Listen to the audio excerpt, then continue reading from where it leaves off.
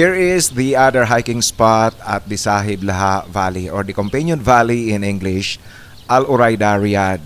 Coming here is not that difficult. This is reachable, hikeable, climbable, and of course, enjoyable.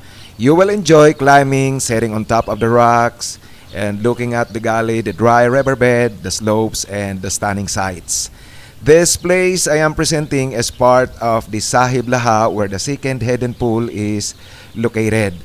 And you know, coming here is not that difficult because this is not far from the city center of Riyadh. I think the distance is more or less 50 kilometers. And then it depends on the type of car that you are driving. If you are driving a four-wheel drive car with high clearance, you can park the car right beside the first hidden pool. But if you are driving a sedan type, I think you need to do the hiking for about less than 2 kilometers, I guess. From the parking spot, from the parking area, from the place where you park the car, up to this point where I am seated and enjoying these beautiful sights.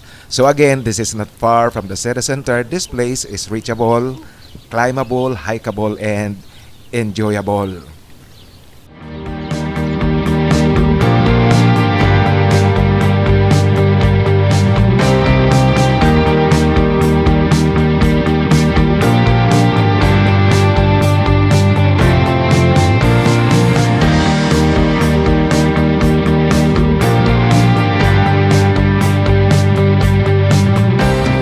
So here is now the second hidden pool here at Sahib Laha.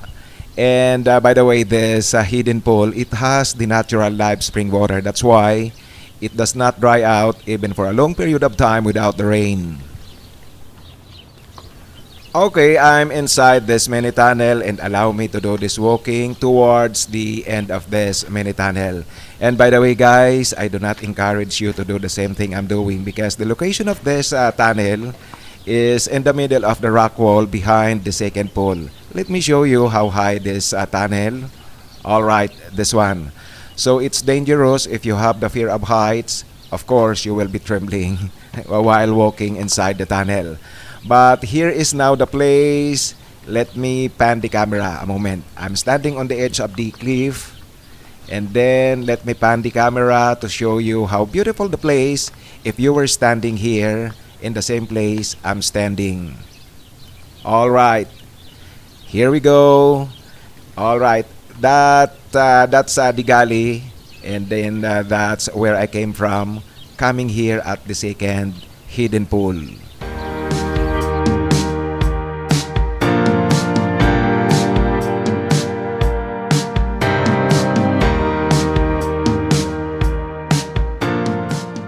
Okay guys, this is the SAHIB LAHA pool number 2. But I think most of you have just visited the SAHIB LAHA pool number 1. Now to get here, behind the SAHIB LAHA pool number 1, there is a rock wall. You have to climb the rock wall. It's not actually that dangerous. You have to climb that rock wall, and then after you get to the top, of course, you have to continue walking until you reach this area. But in my case, actually, this is already behind the SAHIB LAHA pool number 2. You will see also there is a cliff wall, and I climbed the cliff wall, and here I'm standing. You see, let me just show you with this selfie shot.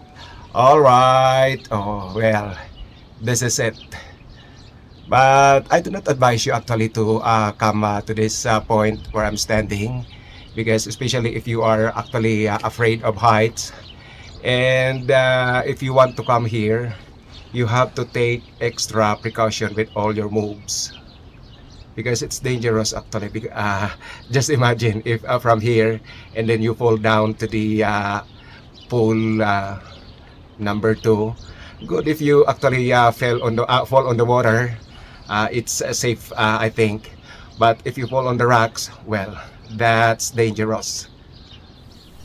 So here is the shot beside the second hidden pool, and I'm standing beside the rock wall. The formation of the rock wall here, it looks like a cave. So you are protected away from the burning heat of the sun even during noontime.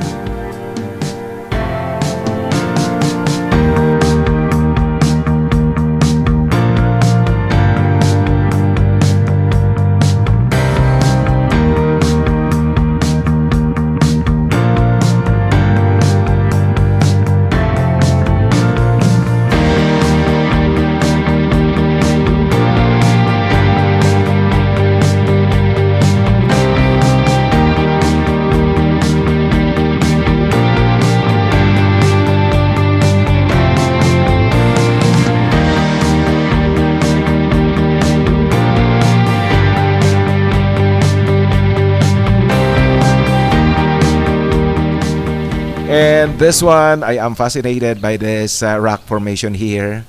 I call this one as the Twin Tower of Sahib Laha. This is beside the second hidden pool.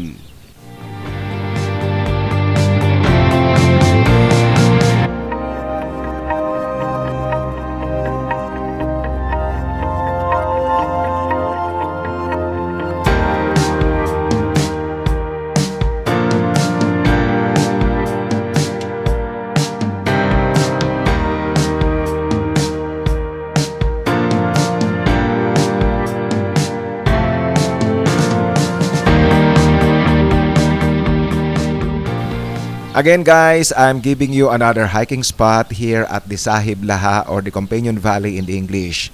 You come here and you will enjoy climbing, sitting on top of the rocks, looking at the gully, the dry riverbed, the slopes, and the stunning sights around the area.